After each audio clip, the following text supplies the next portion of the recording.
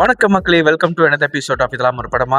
So இன்னைக்கு நம்ம ஒரு படத்தோட ரிவ்யூக்கு தான் வந்திருக்கோம். இட்ஸ் நன் அதர் தென் ஆர்யா அவர்கள் நடிப்பில் அப்புறம் கௌதம் கார்த்திக் சேர்ந்து நடிச்சிருக்கிற இந்த படம் தான் மிஸ்டர் எக்ஸ்.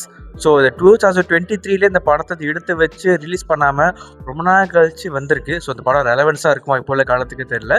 ஸோ ஆர்யா அவர்களும் நம்மளோட கலா ஸ்க்ரீனிக்கு வந்திருந்தாரு பெவிலியன் புக்கே ஜாலியில். ஸோ ஃபோட்டோலாம் எடுத்துக்கிட்டோம், செம்ம ஜாலியாக இருந்துச்சு. பட் அது அஜெண்டாவில் படம் எப்படி இருந்துச்சு ஏது இருந்துச்சு நம்ம அன்இன்ஸ்டா நீங்கள் பேச போகிறோம். கொஞ்சம் மனக்குமுறலும் சொல்ல வேண்டிய தருணத்தில் தான் தள்ளப்பட்டிருக்கேன். So without further due let's get it the review.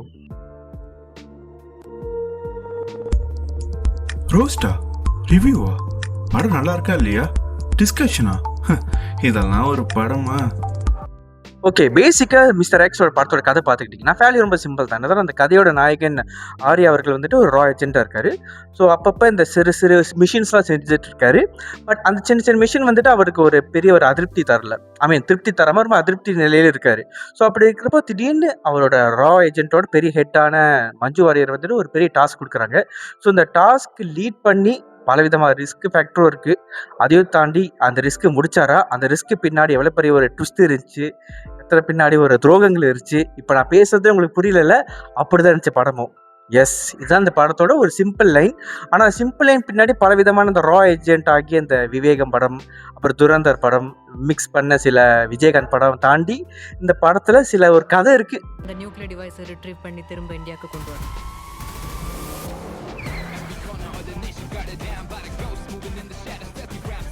இந்த மிஸ்டர் எக்ஸ் படத்தோட பாசிட்டிவ்ஸ் மொதக்குள்ளே போகலாம். ஃபர்ஸ்ட் பாசிட்டிவ் என்னன்னா இந்த படத்தோட நடிகர்கள் தேர்வு. ஃபர்ஸ்ட் ஆஃப் ஆல் நான் வந்துட்டு ஆர்யா அவர்கள் ஆரம்பிக்கலாம் பார்க்குறேன். ஸோ எப்போதுமே இஸ் 40+, பட் அவரோட ஃபிசிக்கல் வந்துட்டு இப்போ வரைக்கும் பார்த்தாலும் சும்மா கட்டு மஸ்தாக வச்சிருக்காரு. ஸோ இந்த படத்துக்கு உண்டான டிமாண்டிங் அந்த ஒரு ஃபிசிக்கல் இந்த படத்துக்கு நல்லா கேரி அவுட் பண்ணியிருக்காரு. ஸோ அவர் பார்க்குறது நல்லா இருக்குது. நடிப்பை பற்றி பெருசாக சொல்கிறதுக்கு எதுனாலும் அவரோட ப்ரெசன்ஸ் இந்த படத்துக்கு கொஞ்சம் நல்ல ஒரு ஊக்குவிப்பாக இருக்குது கூட சொல்லலாம். So followed by him Manju Warrier. So எனக்கு கேட்டிங்கன்னா அவரை விட இவங்க தான் எனக்கு படத்தில் ரொம்ப மாசாக தெரிஞ்சாங்க. பிகாஸ் அவங்க வர ஒவ்வொரு சீனும் வந்துட்டு செம்ம ஒரு ஸ்க்ரீன் ப்ரெசன்ஸ் வச்சுருக்காங்க. So she has done a fantastic job. So அதுக்கப்புறமேல் வந்துட்டு Kaali Venkat for the first time அவரை பற்றி நான் அவரை பேசிக்கிறேன். ஸோ மற்ற நடிகர்கள் சொல்லப்போனால் நம்ம ஏகே நடிச்சிருக்காரு இந்த படத்தில். ஏகேனா அஜித் குமார் இல்லைங்க, ஏகே கெட்ட போட்ட நம்ம சரத்குமார் நடிச்சிருக்காரு. ஸோ அவரும் இந்த படத்தில் ஒரு ரோல் பண்ணியிருக்காரு. அந்த ரோல் அவர் பார்க்க கொஞ்சம் டேப்பராக இருக்கார்.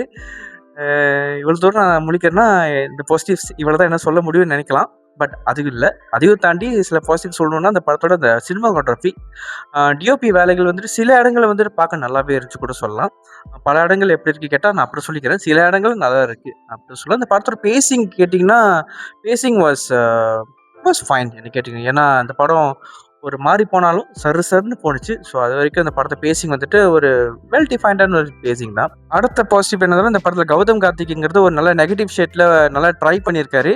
என்ன ட்ரை பண்ணியிருக்காருன்னு கேட்டால் ஒரு நெகட்டிவ் ஷேட்டாக ட்ரை பண்ணியிருக்காரு. ஸோ அது ஒரு பாசிட்டிவாக நான் பார்க்கலாம். ஏன்னா அவர் ட்விட்டரில் போஸ்ட் கூட போட்டிருந்தாரு, 9 months நான் கஷ்டப்பட்டு உழைச்சேன், அந்த உழைப்பு அந்த ட்ரை பண்ணதில் பார்க்க முடிஞ்சுது. ஆனால் அவர் ஜிம்லாம் எதுக்கு போனார் தெரியல, அதை பற்றி நான் அப்புறம் பேசிக்கிறேன். ஸோ அதுவும் இல்லாமல் இந்த படத்தில் கதைக்களம்ங்கிறது கொஞ்சம் புதுவிதமாக தான் இருந்துச்சு. என்னதான் அந்த நியூக்ளியரு, அப்புறம் நியூக்ளியர் லான்ச் கோட்டு, அந்த அந்த என்னது யார் அவர் ஜேசன் ஸ்டேட்டம் படத்தில் பார்க்க வேண்டிய சீன்ஸ் எல்லாம் இந்த படத்தில் தமிழில் டப்பிங்கில் பார்த்த மாதிரி இருந்துச்சு. பட் அது புதுமையாக இருந்துச்சு பார்க்குறதுக்கு. ஸோ அதுவும் வாழ்த்துக்கள் சார் சொல்கிற அளவுக்கு இருந்துச்சு கூட சொல்லலாம். அப்புறமேல அந்த படத்தில் பாடல்கள் வந்துட்டு அந்த படத்தில் ஃபர்ஸ்ட் ஒரு மெலோடி ட்ராக் வச்சு அந்த மெலோடி டேக் நல்லாவே இருந்துச்சு. அதுக்கப்புறமேல் திப்பு நீனானா அவர் தான் மியூசிக் டேரக்டர். ஸோ அவரை பற்றி நான் அப்புறம் பேசிக்கிறேன். இவர் தான் என்னோடய பாசிட்டிவ்ஸ் கூட சொல்லலாம். யா, நன்றி. நியூக்ளியர் எனர்ஜி வச்சு ஒரு எக்ஸ்ப்ளோஷன் பண்ணிட்டாங்கன்னா there's no coming back for any of us. Okay, இந்த படத்தோட நெகட்டிவ் பற்றி பேசணும்னு நினைக்கிறேன்னா கொஞ்சம் இல்லை, கொஞ்சம் நிறையாவே இருக்குது சொல்லலாம். ஏன்னா இந்தமாரி ஒரு கதைக்களம்ங்கிறது ரொம்ப வந்துட்டு ஒரு ஒரு புதுவிதம் சொல்ல முடியாது. பட் இந்த கதை அம்சமே வந்து நல்ல ஒரு டென்ஷன் ஹோல்ட் பண்ணக்கூடிய ஒரு கதை அம்சம் இருக்குது. லைக் நம்ம முருகதாஸ் அவர்கள் மாதிரி ஆளுங்க ஹேண்டில் பண்ணியிருந்தாங்கன்னா இந்த படத்து வந்து கொஞ்சம் வேறு லெவலில் வீரியமாக போயிருக்கும். பிகாஸ் இந்த படம் டேரக்டர் வந்துட்டு ஒரு டெபியூட்டட். ஸோ அப்படிங்கிறப்போ அது நம்ம அவர் கொஞ்சம் பாஸ்மாக கொடுத்துடலாம். பட் இருந்தாலும் அவர் டேரக்ஷன் இந்த படத்தில் வந்துட்டு சுத்தமாக எடுபடலை. ஏன்னா ஒவ்வொரு சீனும் பார்க்குறப்போ ரொம்ப அமெச்சரிஷாக இருந்துச்சு. எஸ்பெஷலி அந்த டயலாக்ஸாக இருக்கட்டும். ஏன்னா காளி வெங்கட்ங்கிறது எப்போதுமே ஒரு நல்ல ஒரு ஆக்டர், நல்ல ஜனரஞ்சகமான நடிகர் சொல்லலாம். அவரே இந்த படத்துக்கு ஒரு நெகட்டிவாக சொல்ல வச்சிட்டாங்க. ஸோ நடிகர்லேருந்து ஆரம்பிக்கலாம் பார்த்தா எல்லாரும் நடிப்பும் ரொம்ப சப்ஸ்டாண்டர்டாக அந்த மாதிரி தான் இருந்துச்சு. மோடி இதை ஒருத்தர் தவிர மற்றவங்க எல்லாரும் நேச்சுரலாக இருந்தாங்க படத்தில் பார்க்குறப்போ. ஐ மீன் அவர் தவிர மற்றவங்க எல்லாரும் அன்நேச்சுரலாக இருந்தாங்க சொல்ல வரேன். ஐ மீன் அவர் தான் அந்த படத்தில் நேச்சுரலாக இருந்தார். மோடி நடித்தவர் யார் தெரியல, பட் அவர் ப்ரெசன்ஸ் செம்மையாக இருந்துச்சு. அது பாசிட்டிவ் சொல்ல மாட்டேன், இப்போ சொல்லிக்கிறேன். ஸோ மற்றவங்களோட நடிப்பு வந்து இந்த படத்தை ரொம்ப சப்ஸ்டாண்டர்டாக இருக்குது. நம்ம அதை சொன்னோம் இல்லையா, கௌதம் கார்த்திக் ட்ரை பண்ணியிருக்காருன்னு. ட்ரை மட்டும் தான் பண்ணியிருக்காரு. மற்றபடி அவர் இந்த படத்தில் என்ன பண்ணார் தெரியல. ஒரு வில்லன்னு சொல்லிட்டு அவருக்கு பேக் ஸ்டோரி வருது. பட் அந்த பேக் ஸ்டோரினால அந்த கதைக்கு என்ன ஒரு ஐ டோன்ட் நோ. இந்த படம் முக்கால்வாசி இல்லை நான் ஐ டோன்ட் சொல்லிக்கிட்டு இருந்தேன். பிகாஸ் என்ன நடக்குது இந்த படத்தில் அப்படி தான் தோணிக்கிட்டே இருந்துச்சு. இந்த படம் ட்ராக்கரை பற்றி நான் பேசணும்னு நினைக்கிறேன். ஏன்னா அந்த படத்தை ட்ராக்கர்ஸ் எல்லாம் ஆரம்பத்தில் இந்த படம் ரொம்ப சூப்பராக இருக்குது, ஒவ்வொரு 10 நிமிஷத்துக்கும் நிறைய ட்விஸ்ட் டர்ன்ஸ் இருக்குன்னு சொன்னாங்க. ஆனால் அந்த ட்விஸ்ட் டர்ன்ஸ் நான் கடைசி வரைக்கும் தேடிக்கிட்டு இருந்தேன், கிடைக்கவும் இல்லை. ஸோ அந்த படத்தோட மியூசிஷியன் பற்றி நான் பேசணும் ஆசைப்படுறேன். ஜிப்பு நீனான். அவர்கிட்ட யாரும் சொல்லியிருக்காங்க போல், ப்ரோ ஃபர்ஸ்ட் டைம் நீங்கள் ஒரு கமர்ஷியல் ஃபிலிம் பண்ணுறீங்க, பயங்கரமாக மியூசிக் போடுங்க சொல்லிட்டு இருக்கிற எல்லா இன்ஸ்ட்ருமெண்ட்டை வச்சு தட்ட பட்ட கடக வச்சு அடிச்சு வச்சிருக்காரு. என் காதல் ரத்தம் வராது குறை அந்த அளவுக்கு மியூசிக் போட்டிருக்காரு. செம. ஸோ அடுத்தது நெகட்டிவ் நான் எதை பற்றி பேசணும்னு ஆசைப்பட்றேன். இந்த படத்தோட கொஞ்சம் நம்பகத்தன்மை கொஞ்சம் கொடுத்துருக்கலாம். ஏன்னா ஒரு மாதத்துக்கு முன்னாடி தான் துரந்தன்னு படம் வந்துச்சு. ஒரு ஸ்பை படம் எப்படி எடுக்கணும், ஒரு ரா ஏஜென்ட் பேஸ் பண்ண படம் எப்படி எடுக்கணும். ஏன்னா இந்த படம் ஸ்பை படம் சொல்லி தான் நம்மளுக்கு ப்ரொமோட் பண்ணியிருந்தாங்க இல்லையா.